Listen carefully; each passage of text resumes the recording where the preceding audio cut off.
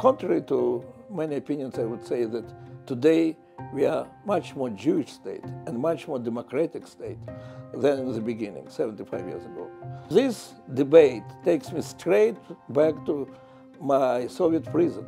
And my cellmates were a little bit envious, but they were saying, you know, it's good to say that you belong to both worlds, why it is only the dream.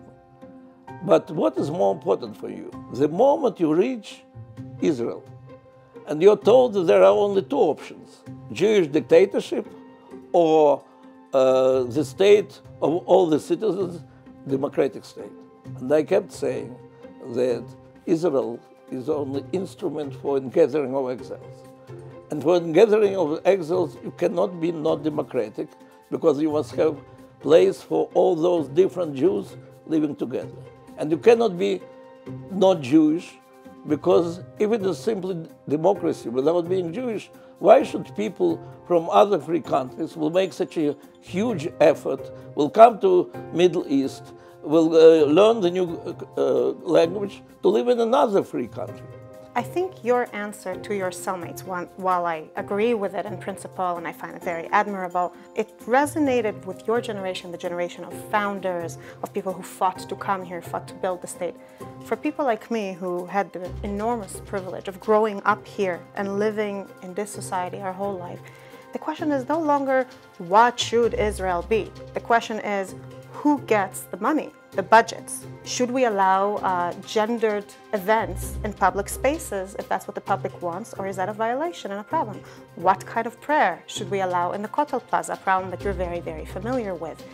And answering in theory that Israel should be this or should be that just doesn't help us decide these very practical, very day-to-day questions. Jewish state is not Jewish individual, meaning that the state should not deal with the problem whether to put kippah on the state or to take off this kippah. After all, Jewish state is also the tool to guarantee the continuity of Jewish people, survival and continuity of Jewish people, those in Israel and those in the world. And that's why we have to stop dealing with these existential questions.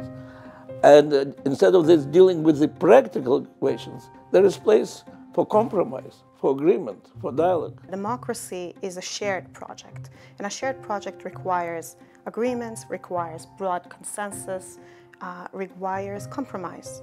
And once we're no longer trying to decide what is the right way to be Jewish, suddenly there's room to discuss, to compromise, and to reach such agreements, God willing, in a way that will allow us to continue combining the Jewish and democratic characters of Israel today, even better than we did 75 years ago, as my father said.